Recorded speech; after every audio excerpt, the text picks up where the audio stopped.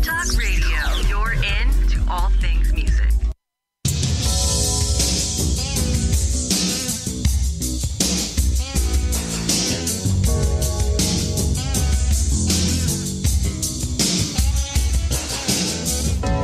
Welcome to Intersect Radio, where music, faith, and life converge. With your host, Aaron the A-Train Smith.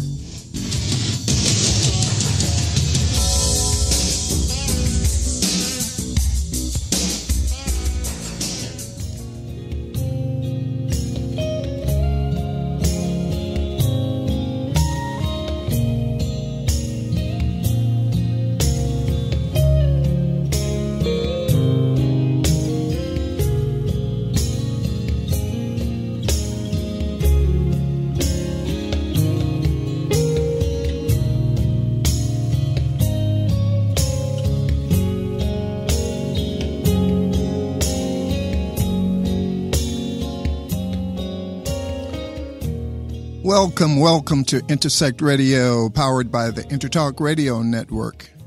Intersect is a radio program that showcases interviews with Christian music artists discussing how their encounter with Christ not only influenced the direction and intent of their music, but also the direction and intent of their life.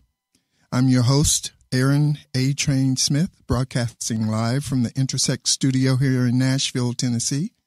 We have a great show today, part 2 of last week's interview with the Dr. Love, Michael Rowe. But before we get to that, I'd like to thank the folks at Pitbull Audio and Studio Instrument Rentals, major sponsors of the Intertalk Radio Network, and to all the guys and gals over at Innovative Percussion here in Nashville, makers of great drumsticks, percussion mallets, and percussion publications. So here we go again, Mikey.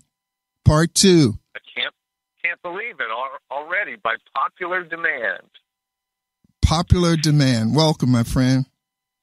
Yeah, last week was... Hey, before we get started, I have a question for you really quick that I just thought Okay. of. Did they call you A-Train before we met you? No, you gave me that. Oh, that's really? That's your doing. You never knew that was your doing? That's what I thought, but I didn't want to take credit for it unless I actually did do that. Well, you can begin to take credit for it, my friend. Awesome. Well, I think it had something to do with that extended jam that we used to do on Mercy, Mercy. Because it was so much like it was like a freight train, and I started saying it, ride that train, the glory train, and all that stuff. And you eventually became the train. Right. It all started. It's on 88. That's right. Remember that? You're right. Yeah. Yes. Yeah, it's during that drum solo there. Yep. Yeah, man. You did it. Thank you. Okay. You're welcome. I'll take it. I just wanted to I hope you don't want royalties, because there are none. Oh, my gosh. Oh, good Lord. No, but that was great, man. Yeah, that's your creation. That's your creation. Well, last week, we got stopped abruptly. We were just about to move right into the Warehouse Ministries thing. But yes, we had to put on the brakes there. So I got some notes here. Where I would really like to start today, Mike, is how did your parents know Lewis and Mary Neely? Well, Lewis used to be a traveling evangelist, and they were missionaries too over in Tanzania and other remote, primitive regions of Africa or South America. I don't remember which, but so the church that I grew up in, that Assemblies of God church that we talked a lot about last week, would have Lewis come through and hold revivals and things like that, where he would come in and maybe spend a week and preach every night. And my dad was the deacon in the church, so the deacon's job was to wine and dine as it were, the guest speakers and other people that came through. So he befriended the Neelys, and they would come to our house and have dinner, and eventually they started asking favors of me, like putting together tapes of music so that they could play it outside the tent to attract natives to their sort of tent really? Preaching things. Yeah. So I would put together music. And it's funny because Louis would, on occasion, call the house when my parents weren't around, and he would get me on the phone and say, Mike, I just really want to interest you in ministry, you know. And of course, I was just horrified by such a prospect. I'd go, what, me? Find yourself some other chump. I'm scramming, you know. I didn't want anything to do with anything that he had to say along those lines. So, what sort of music did you put together on those tapes?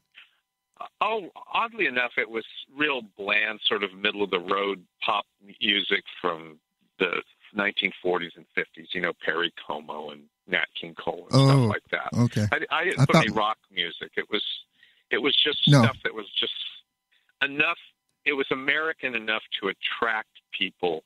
You know, it was sort of like, what's that? You know, and they would hear it. But if I'd had my druthers, it would have been Cream and Jimi Hendrix and stuff like that. Yeah, that would have drawn a crowd for sure. Yeah, I'll bet. So Miles bringing the voodoo down, you know what I mean? Right. Anyway. Bitches brew. All right. Perfect. So that's right. So anyway. So you were about to say. Yeah, so we knew them, and they became family friends. And so eventually, you know, after that whole thing that I talked about last week, where, you know, Louis threw shade at the Brotherhood group that I had, I eventually heard about them starting this church up in Sacramento that was based upon some sort of Bible study that Mary had going, because Louis was gone all the time preaching, and I guess the local Assemblies of God church here had a lot of youth that were sort of disenfranchised, and she found a way to sort of corral them with this Bible study, and they were asking her questions about their faith, and eventually this thing grew to epic proportions, and Louis would come home from his worldwide trips, and his apartment would be all filled with teenagers. And it was at that point that I think God prevailed upon him to start a church to pastor all these kids that were becoming Christians through Mary's influence. So that Warehouse Ministries thing was a really interesting event that they didn't really, it wasn't something that they came up with or conjured. It was just a happening. It was something that God was doing in this community. And it wasn't long before they started having concerts every weekend that featured contemporary Christian artists. And I had visited it one time. I think I had to deliver a car. My dad was a car dealer, and Louis got a car from him, so I drove it down here. And they invited me to see what was going on, and I found it all rather interesting. But it was here, you know, it was in Sacramento, and I wasn't here. I was in San Jose. So unfortunately, you know, if it had been in San Jose, I probably would have gotten involved in it right away, because it was a pretty cool thing. I mean, all the people involved were interesting and artistic and cool, and the music was great. Just the whole thing was great. So it was in the back of my mind, but only as something that was 2.5 hours away that I couldn't get to, you know. Yeah. So I found it ironic then that, you know, a few short years later, I would, you know, the finger of God would be pointing me towards this place. But, you know, when you really look at it, it makes perfect sense. But my getting there and my being a part of it was not something that was on my radar. I didn't want to have anything to do with it at that point.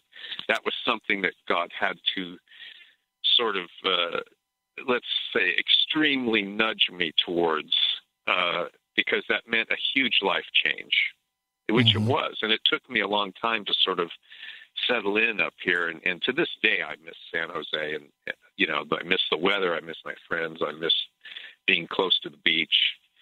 So I was dragged kicking and screaming to Sacramento. But, I'm really glad that I eventually followed that call, because so many incredible things happened here.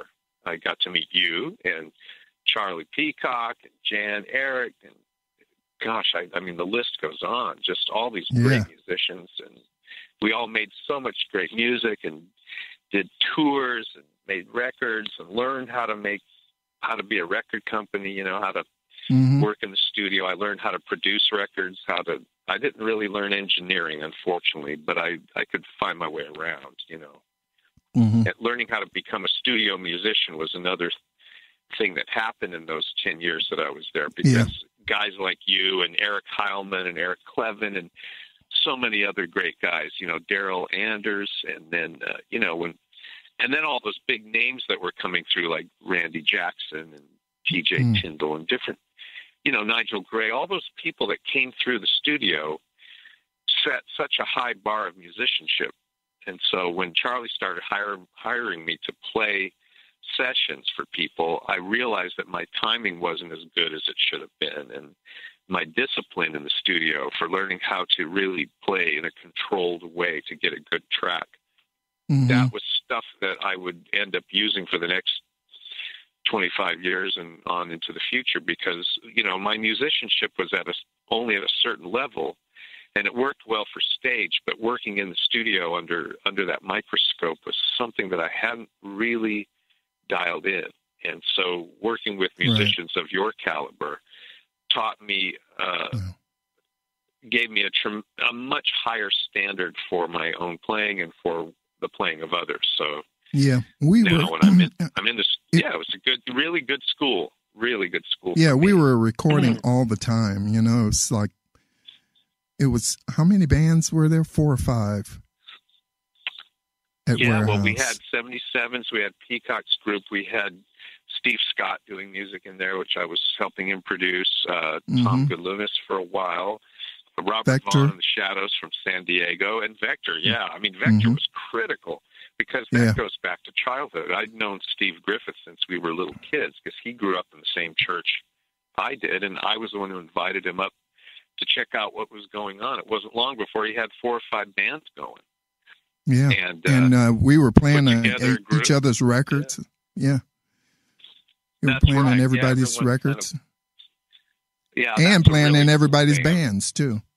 It was a little bit like Motown or Sun Records in Memphis, or Stax Bowl, where you've got an in-house crew of people. And we kept bringing more and more people in from local, eventually Bruce Spencer found his way in there, a great young player who now I'm playing with, for the next 30 years of my life. I'm still playing with him. And I made, lifelong friendships, lifelong musical associations. And, I was given guitar lessons also after work. And through those lessons, I met even more musicians like David Lenhart, who was a student of mine. He ended up becoming our roadie, stage manager, and eventually, by teaching him some songwriting tips, I started wanting to use the songs that he was bringing in. And, it wasn't long before he ended up in the 77s. And Mark Harmon was the same thing. It was his brother Bill that was taking lessons from me. And eventually I put Bill and David together, and through that, they brought Mark around, and they started recording. They formed a group called the Straw Men, and Jimmy Abeg was helping them. Right. Before long, when the first, that 77s that we had going fell apart, it didn't take long for me to figure that I could graft the Straw Men and what was left of 77s, me and you, and make a whole new group. And it's, where else could you have a place where that much musicianship and that many cool people were hanging around, where you could just sort of quickly salvage a broken group or reform a group or augment a group, break it down. It was not that many places. Magic. No, it was really magic. And if I took it for granted then, I certainly don't now. When I look back at it, I just go, well, as difficult as some of the times were there with all the different things we went through, I don't think I'll ever have anything like that again in my life. And I don't think too many people ever get that. I think that was just something that was a part of why God wanted me here. I think he drew everyone to that. It was like a big magnet. Yeah. And I have never questioned that. I've never been able to rationalize that or explain it away. I knew it was God that did it. It was obvious. So yeah, it was very obvious. The way everything worked out and the way everybody was provided for. Sure. We all had jobs there, and it wasn't like a stressful thing. I mean, we had everything there: the studio, practice facility, a great ministry we were supporting. They were supporting us. The whole experience was priceless, and it's not something that people have these days. I've never heard of it since or before, something like that happening. Well, for people. I even remember people coming in from the outside that were just witnessing it kind of from a distance. Like we had a guy from New York City, Robert Musil, who produced our third album, as you know. And he was, in the midst of working with a real hardcore New York group of musicians, some really cool musicians like Fela Kuti and Ornette Coleman and that whole avant-garde side of jazz and funk and stuff like that. And, when he came out to work with us to produce our third album, he just marveled at what he said was a truly beautiful thing. A bunch of young musicians all working together in peace and harmony, and not a whole lot of ego going on, but a whole lot of sharing and caring about each other. It just doesn't happen that much. So no, it doesn't. It doesn't. I think we were more fortunate than we realized at the time. Yeah. I mean, I guess it's not like we all stood around going, "Jesus, isn't this great?" And pinch yourself. I mean, I think I had moments like that. But it was more just truly exciting to have so much great music and musicians around, all working at one time in a studio that you didn't have to watch the clock on. Right. Right. Because studio time still in those days was very expensive. Was expensive. And sure. Man, so I want you to hold that thought. Hold that thought there, Mike, and we're going to take a break for a commercial here. We'll be right back, folks, with my guest, Mr. Mike Rowe, Dr. Lover.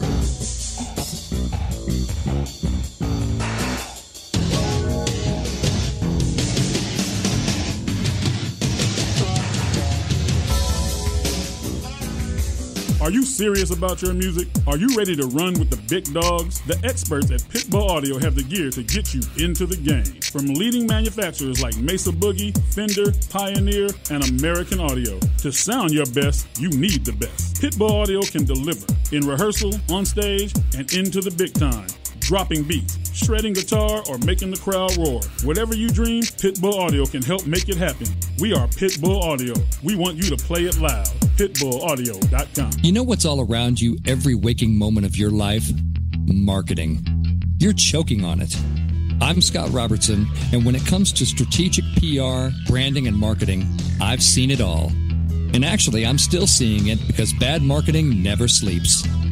Join me each week on May the Best Brand Win, right here on Intertalk Radio, and learn how to make the marketing for your brand unforgettable. Hi, I'm Tim Dolbear, the host of Sound Experience on Intertalk Radio. Each week, I talk with top professional audio engineers, producers, musicians, and the manufacturers that make the tools that we use in the studio each and every day. From capturing the perfect take to mastering your final release, and the tools and how the pros use them, we are going to dive deep into their process and learn from their experience. I look forward to you joining us each week on Sound Experience with me, your host, Tim Dolbear. This is Jackie Bertoni from Jackie's Groove. Come join me weekly on my journey through the music business as I take you behind the velvet rope, interviewing industry notables such as Al Di Meola, Michael McDonald, and Al Jarreau, to name but a few. Listen to their stories on being in the studios recording #1 hits and onto the stages throughout the globe. Allow me to be your music historian. You can hear me live every Monday at 2 p.m. and every Wednesday at 12 noon Pacific Standard Time or 24/7 on jackiesgroove.com. Ready to get your groove on?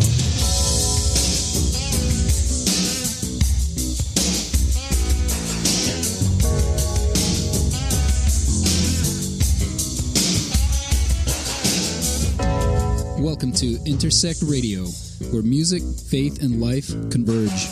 With your host, Aaron the A-Train Smith.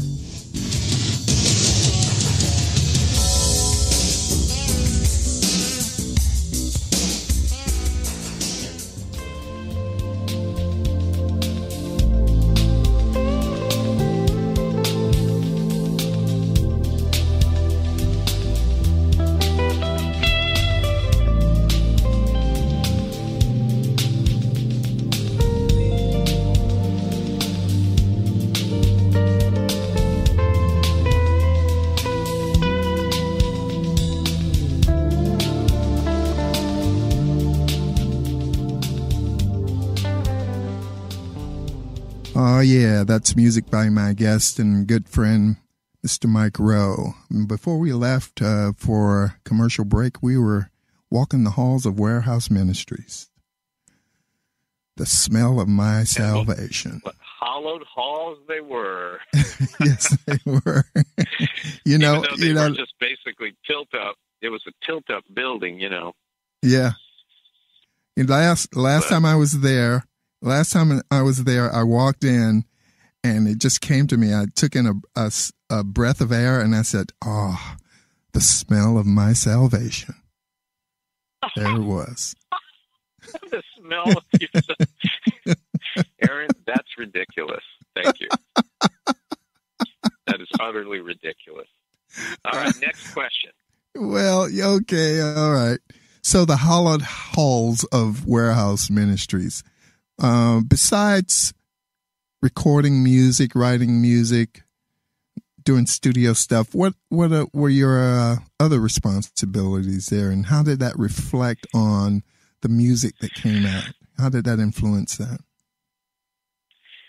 Well, I don't know if it influenced it so much. It was more that we were running a record company, and when you have a record company, you have to do publicity. You have to do promotion. I was answering fan mail by hand, and we were getting hundreds of letters because we would put these albums out, and we would do a gag like send us $2 and we'll send you the lyrics. And all of that was a ploy, not to make money, but to be able to have a mailing list with all your fans on it so you can keep in touch with them. Excuse me. It wasn't like today where on the internet you can do that really easily. We had to do. So what did you do with the $2? I probably pocketed it and bought donuts or something. I don't know. I don't even know if we were charging $2 yet during that period or not. Maybe we weren't. Maybe it was just send a stamped, self-addressed envelope at the time. I think we started gouging for money later when we went independent.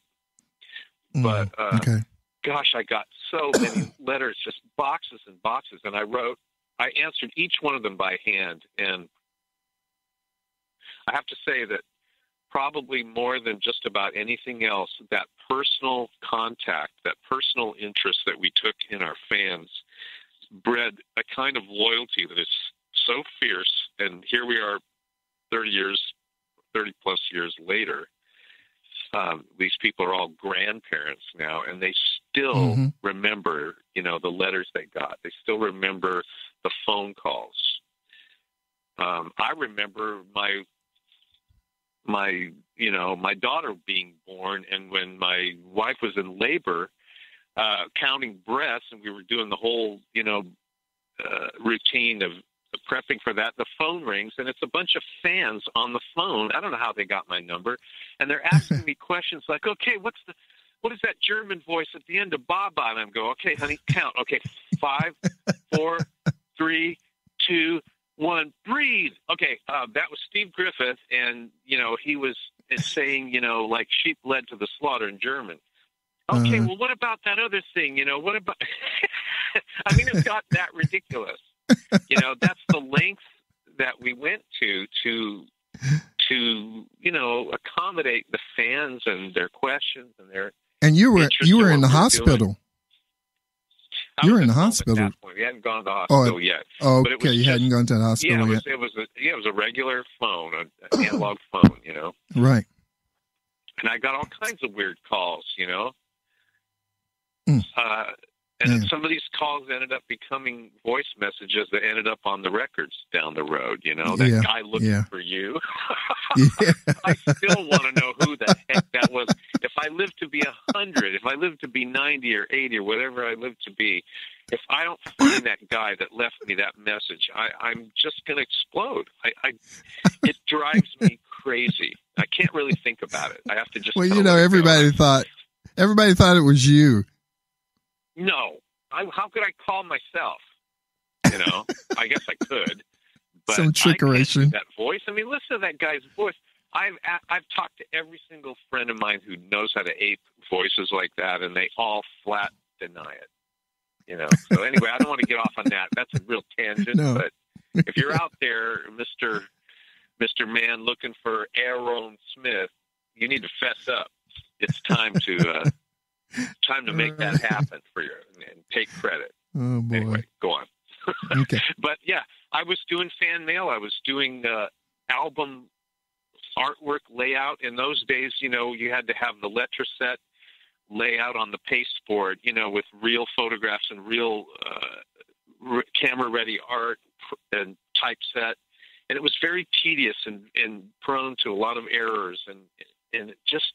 This age we live in now, where all of this can be done via computer and instantly over the internet, is such a blessing. Because back then it was a royal pain in the you-know-what. You know, it was just drove us nuts. But we did all that stuff. And, you know, fielded phone calls. I had to call program directors at radio stations and beg them to play the record. And, you know, we were setting up tours and, meanwhile, working on the concerts that were coming through for the warehouse at the same time. And I taught high school. I was a youth pastor, God forbid, for about 2 years. So I was doing, you know, besides all the record company stuff, we were doing church-related stuff. A lot of you guys were doing janitorial work, which I always wanted to do. I kind of envied the janitorial thing because that was so laid back compared to some of this more heady stuff. Yeah. You know, I always envy the janitorial thing, but maybe I shouldn't have. But well, what we would do is load up our cassette players and with Chuck Smith tapes, and that's the day. I think I heard Chuck Smith's entire repertoire up to that point. Wow, that's cleaning crazy. Bathrooms and vacuuming floors, you know. Well, and those bathrooms got used as reverb chambers eventually, you know. Yeah, they did. Eventually I got this idea and I didn't know at the time that this is standard procedure in all of the old recording studios, that they made live chambers out of reverberant rooms, not unlike a bathroom. But I thought, gosh, we got to blow up the drum sounds, because we didn't have all those crazy digital reverbs that we've got now where you can approximate any space anywhere. Back then you had to kind of create it with your imagination. And so I remember running a long cable all the way down that long hallway into the John, and then blasting your drums through it, and then putting a mic down by the toilet stall about 10 feet away from the speaker, and recording that, and that was our reverb. You know, we thought we were really clever, and it actually sounded great. It was clever. But it wasn't too... Yeah, it was great until someone went in there and relieved themselves, and then, you know, you had to start the whole take over again. But take 84. Learning how to record in that kind of way was really good school, because you had to do it old school. We didn't have a lot of equipment, so you had to be very creative, just coming up with harebrained ways to make sounds. Because the studio itself wasn't much to look at, and it didn't sound that great. Yeah. So, but that was really great. Good work. Yeah, that was great work. I mean, and yeah, it was since you didn't have a lot of stuff, it made everybody more creative, seeking out how to get something. You know because you know we were listening to all that stuff in the 80s. I remember when we went to Prestaten, and we'd have dinner, you know, every evening in this this big white house. Remember that? Yeah. And we listen to the BBC One, and we hear all this stuff we had never heard before. It was cool. And then we'd come home and try to duplicate it, you know? Yeah, the 80s were a very intimidating time for recording drum sounds because everyone suddenly discovered, you know, we can make the drum sound like cannons. You know, we thank Phil Collins for that, right? Mm-hmm. And because of that, we spent 10 years chasing those drum sounds. And the most bizarre one was when I got so fed up with not being able to get maximum attack from the drums that I had you, for that Steve Scott project, I had you record every single drum individually. I still don't know how you did it. Yeah, you did the kick and maybe you did the kick and snare by themselves. I don't remember, but then all the cymbals were hit separate, all the tom fills were separate. I mean, it was like forcing you to be a live drum machine, which is unthinkable now. But boy, I'll tell you what, we got the impact from that. That was the first time I was completely satisfied with how punchy every single drum was. But you must have hated doing that. I mean, no, I didn't. I kind of enjoyed it actually because it was different, you know. Yeah, it was. It was a little stiff, but you made it sound a little bit less stiff. And I just thought, is this what we have to do in order to get each drum to just whack? You know, but that was all really interesting. You know, it was fun to do, and it was just one way of doing it. You know? Yeah. All right. Well, let's talk a little bit more about the 77s. You know, we're rolling along. Things are looking great. We're getting a lot of exposure, and then all of a sudden comes to a screeching halt. Well, there were a few things that happened, one of which was that we had done a couple of showcases down in Hollywood and had managed to get a lot of A&R people and record company VPs. You know, all the big labels came to watch us play, and they listened to our demos. And I think we were really, really close, but unfortunately what the thing was I just don't hear that one song. You know, we didn't have what any of those guys considered a surefire radio hit single. And because we were all over the map anyway with our styles, you know, we were trying this style, that style, you know, we do a shouting blues here and then a pop song there and then a kind of, it was just, I think if we had that one song, whatever it would have been, it wouldn't have mattered that we were that diverse stylistically, but you know, it's too bad they didn't hear "This Is the Way Love Is" as that one song because I just think that could have been a hit easily. You know, I don't know what other ones could have. Maybe MT, but not really. I just don't know. I'm trying to think of something that would have been unique enough to separate us from the pack, or catchy enough that none of that mattered. Just something that people would want to hear. But for whatever reason, that didn't happen, and that created a lot of discouragement because once you've done a couple rounds of showcasing, and you've put your stuff all out to all the major labels, and they've all passed on it. Well, then it's like, now what?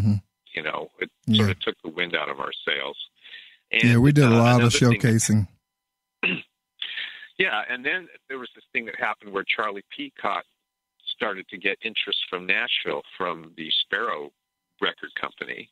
And once he decided that the ship probably wasn't going to sail much further or possibly sink, once he made the decision to leave, then that took sort of a lot of the activity out of the studio, which, you know, morale fell a little bit further. Then we moved church buildings, which I think was the death knell, because when we moved to the facility that it's still in right now, the studio was put on the back burner because Charlie had left. And without that studio, that place where everyone was creating, then all we were doing was sitting around sort of twiddling our thumbs. There was no place to record anymore. There wasn't any more showcases to do. And it was never really finished. You know, they never really finished it. Yeah, that's true. I remember doing one thing up there Webbone's song, Still, that Christmas thing. That's the only thing I can really remember doing there that was actually finished. I don't know, maybe Julissa did some stuff up there too, but I don't remember it. Yeah, I think it was just a combination of all that stuff, and we were all starting to have personal problems, marital problems, other personal problems, financial problems. I think morally and morale-wise, the whole thing just started to tank little by little. And it just all came down. And it was very, very unfortunate because, what had been a joyous, full of life crew turned to a sort of a sad, no one really talking to each other, kind of looking over your shoulder kind of crew. And one by one, we all sort of bailed and quit, and everyone's feelings got hurt. And there was a lot of negative stuff for a while. But while all that was going on, fortunately, we had, let's just say that I made off with some of the demos that we were using to get a record deal around 1988. And by 1990, we kept the group together. I mentioned earlier that you and I grabbed Mark Harmon, David Lenhart, and tried to keep, and I think Jan was in it for a while, a few years still. Yeah, he's playing guitar. We were kind of a five-piece. Yeah, we were a five-piece for a little while, sort of floundering around. And I know you got busy playing for Michael Card, Michael W. Smith, and a lot of touring. So that whole Strawman energy that they had, we sort of jumped into that and sort of started, recording demos and using the drum machine, doing some demos, keeping the thing alive. But what was really cool was that in Southern California, there was still a lot of what we had going on in Sacramento happening. And one of those things that was happening was a little record label called Broken, and eventually became Brainstorm. And that was run by Joey Taylor and Gene Eugene. Right. And they had a big distribution thing with Word the same way we had, except they were bringing in tons of artists and just blasting through so many bands, so many people. And our good friend Sean Doty, who you might remember from Veil of Ashes, sort of put a bug in Joe and Gene's ear that we were still working. We had all these tapes we wanted to release. Okay, Mike, hold that thought. We got to take a break, folks. Yeah, it goes by fast, man. I'm telling you. I know. All right, folks. Yeah, we'll be right back with more of Dr. Love.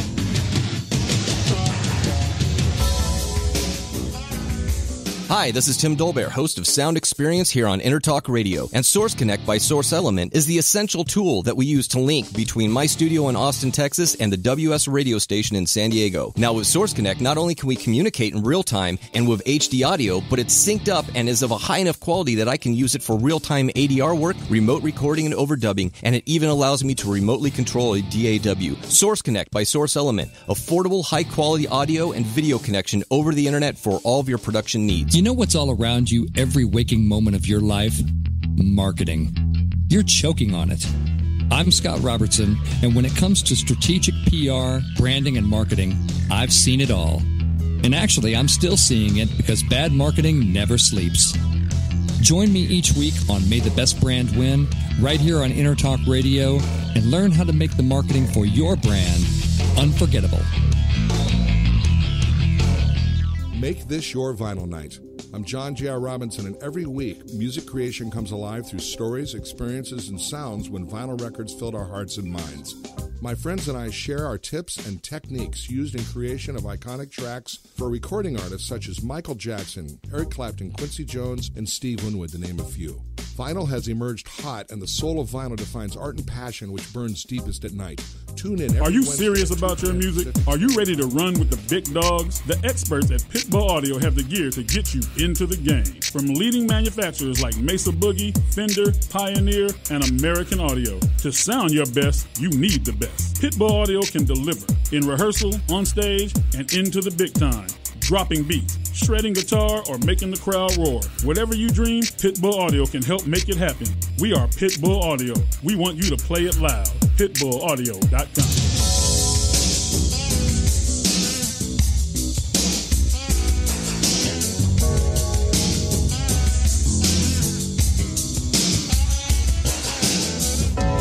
Welcome to Intersect Radio, where music, faith, and life converge. With your host, Aaron the A-Train Smith.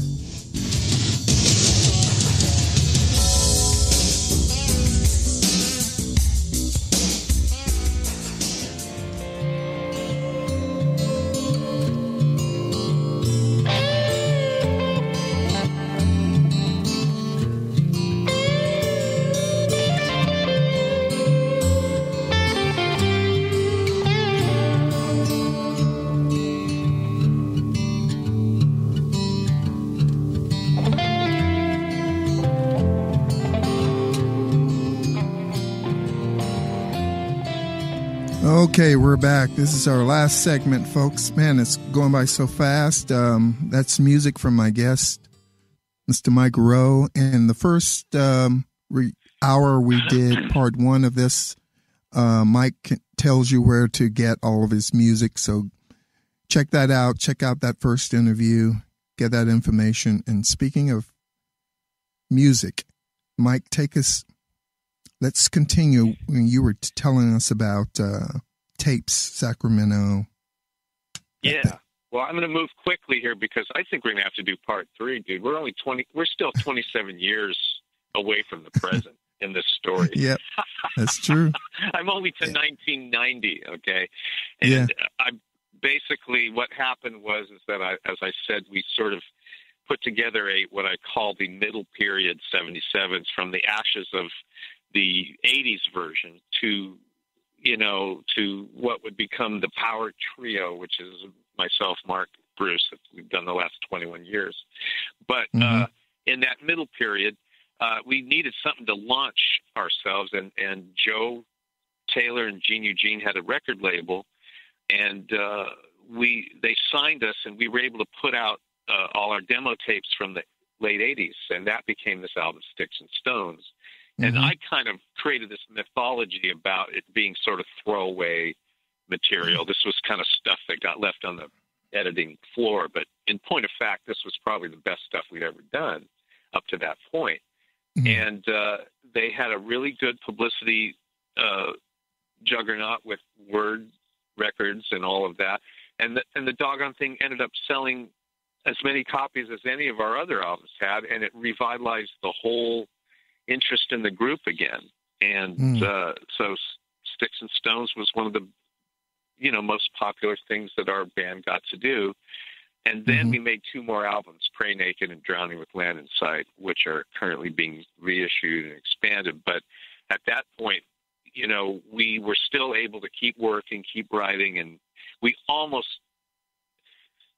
got off the ground again. But by the time we started getting real good, you moved to Nashville, and David got really sick with Hodgkin's disease and almost died, and then he ended up being healed.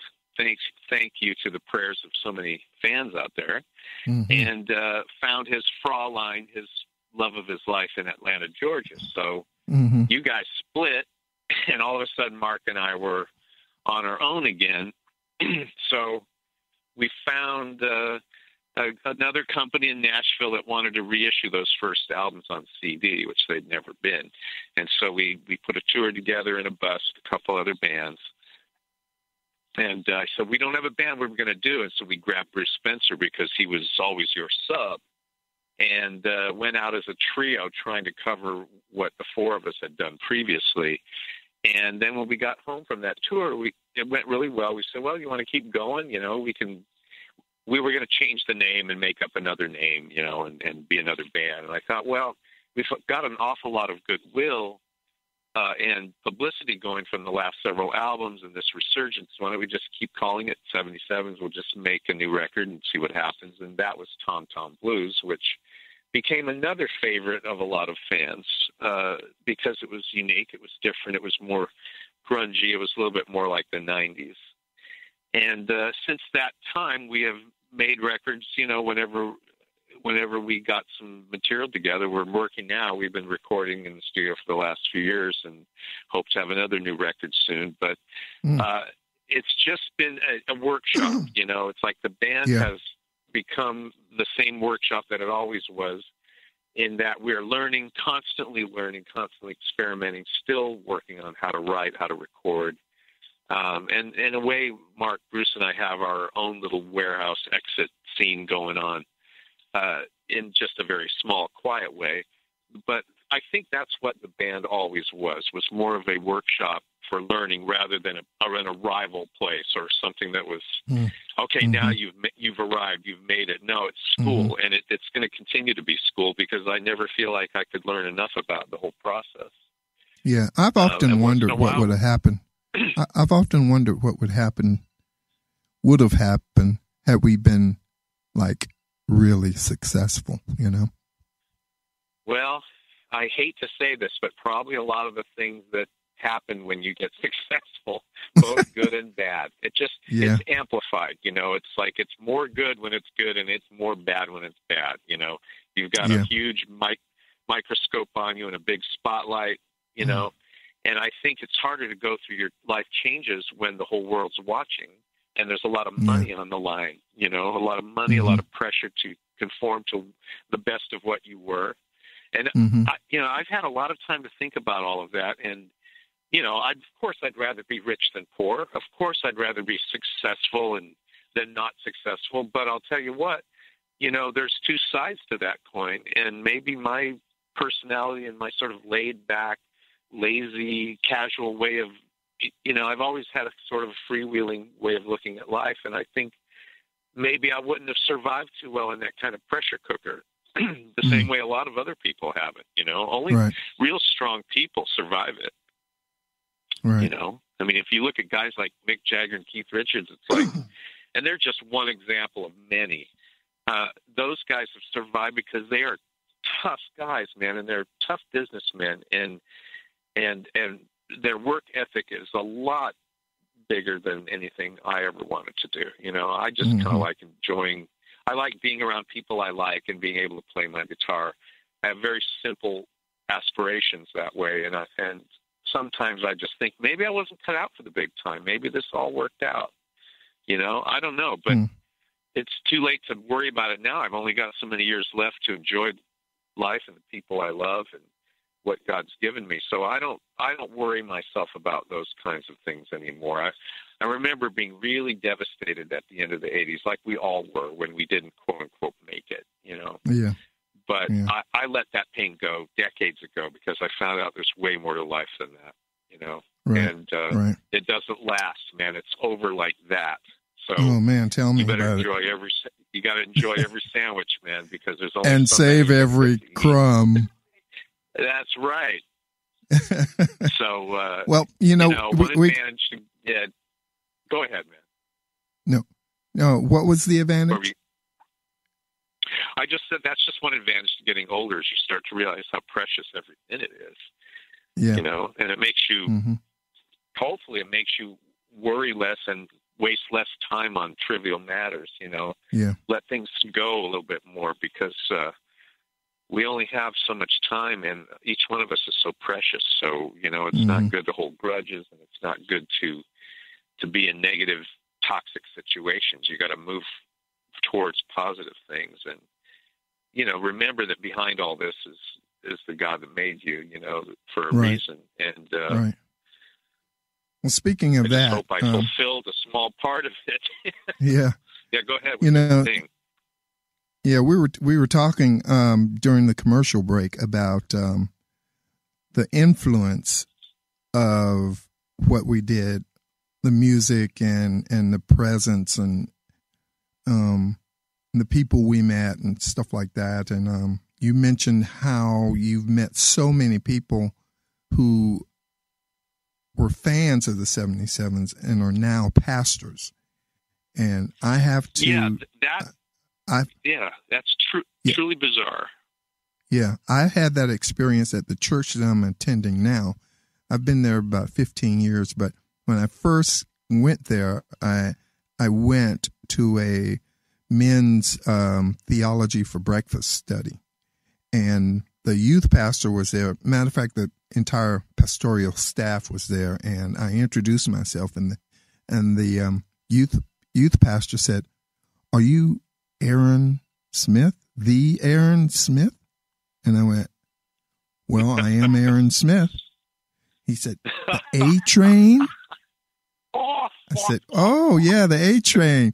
He said, "77s?" And I went, "Oh, you heard that band?" And he goes, "Oh, dude." And he said, "You guys saved my life." He said, "I was like listening to like bad stuff, going the wrong way. My parents were freaking out. And then I came to know your music, and it just kind of like changed me because, you know, it gave him some music that he could listen to, for one, and that it was Christian, for a lack of a better word. And he could play it at home. His mom liked it. His dad liked it. As a matter of fact, his mom and dad came to church one day to visit because they lived out west. And she made a beeline to me and gave me a hug and thanked me so much for saving her son's life. That was, I was like, that's pretty really? heavy. Yeah. So what were your experiences with pastors? Well, I've had uncountable, literally hundreds of letters, emails, private messages on Facebook nowadays, phone calls, and conversations with people telling me a very similar story. And amazingly, so many of them have become pastors. I've even had people that have said, "I've built my whole theology around your music," which terrifies the crap out of me. I'm going, "Oh my God, no, please, not that." You know, because I mean, it makes you take on this weight of responsibility at that point because you're playing with people's lives. And I'm going, that was never the intent. You know, if there was ever an intent, it was to do the very best music that you could, that you really dug. You wanted other people to dig it, and maybe say something about your life that was honest. Something about your faith that was honest, even if it was negative, you know, even if it was riddled with doubt or confessing terrible sins. And I've committed more sins since I've been up here than I ever did back in my wild San Jose days. You know what I mean? It's like God has taken me down a road of so many different paths that I have chosen, you know, that were bad for me. And yet through it all, there's been this guiding light of, if I had one focus, it would be to be who you are, not what your pastor or your church or your denomination or your country, your clan wants you to be. You need to be the person God made you to be, and find out what that is, and be free with it, you know. And I think that if we represented anything, we represented freedom of expression, freedom of personality, so that you're not boxed into this sort of narrow way of seeing what your faith is all about, but rather seeing that it's huge, it's colorful. You know, Little Richard used to say something funny. He says, you know, we are all part of God's bouquet and God's garden, you know, and every flower is different. It has a different color. And I've been very, very blessed to hear people tell me that they were freed because of our music. That I can't put a price on that, because freedom leads to, when you feel free in your faith in Christ, then that leads to your being able to spill over into sharing that with the world, rather than this cartoon, this hideous cartoon of what Christianity has become in this country, you know, mixed up with politics and with, you know, the right or the left or whatever they want to attach it to, you know. It very rarely has to do with any of that stuff. And, you know, I see faith lived out in ways that are far more profound and simple and basic than that. And I would hope that in a little way, if our music inspired someone to just let go and be themselves and let God make them the person that they were meant to be, then that's the work done. You know, I didn't know how to go out and save souls and preach the gospel. that was not my gift. That was not, half the time I'm just trying to figure out what it's all about, Yeah. But God has blessed and been very patient with me and allowed me to be who I am. And that has given me hope that I could grow, that I could actually be a better man, a better friend, a better husband, a better person. And so if the noise that we made in the studio all these years from 1982 to the present, if any of that noise could actually help someone, free them up spiritually to make their load lighter and their journey a little bit less crooked, it's an honor to be part of that process, because all I did was write a song or play, do a show. I just do what I've always done. And hey, Mike, we're coming up on the end of the show, man. That was great. Well, I guess we said Thank you. Thank you very much. Yeah. Well, thank you. I appreciate you being on the show. Thank you for being a great friend, and I hope to see you soon when you come to town or when I get to Sacramento. I need to come to Sacramento. Thank you, everybody. Yeah. This is Jackie Bertoni from Jackie's Groove. Come join me weekly on my journey through the music business as I take you behind the velvet rope, interviewing industry notables such as Al Di Meola, Michael McDonald, and Al Jarreau, to name but a few. Listen to their stories on being in the studios recording #1 hits and onto the stages throughout the globe. Allow me to be your music historian. You can hear me live every Monday at 2 p.m. and every Wednesday at 12 noon Pacific Standard Time or 24/7 on jackiesgroove.com. Ready to get your groove on? Hi, this is Tim Dolbear from Eclectica Studios. I'm a full-time mixing and recording engineer. I work with Grammy winners, labels, and indie artists, using state-of-the-art digital mixing and restoration tools and the very best in analog gear. Really, though, it's my ability to bring tracks to life and fulfill your vision for your music. This has made me sought after by producers and artists worldwide. So spend your time working on music and not chasing a mix down a rabbit hole. Go to timdolbear.com and check out our free one-song mix offer. You know what's all around you every waking moment of your life? Marketing. You're choking on it. I'm Scott Robertson, and when it comes to strategic PR, branding, and marketing, I've seen it all. And actually, I'm still seeing it because bad marketing never sleeps. Join me each week on May the Best Brand Win, right here on Intertalk Radio, and learn how to make the marketing for your brand unforgettable. Are you serious about your music? Are you ready to run with the big dogs? The experts at Pitbull Audio have the gear to get you into the game. From leading manufacturers like Mesa Boogie, Fender, Pioneer, and American Audio. To sound your best, you need the best. Pitbull Audio can deliver in rehearsal, on stage, and into the big time. Dropping beats, shredding guitar, or making the crowd roar. Whatever you dream, Pitbull Audio can help make it happen. We are Pitbull Audio. We want you to play it loud. PitbullAudio.com.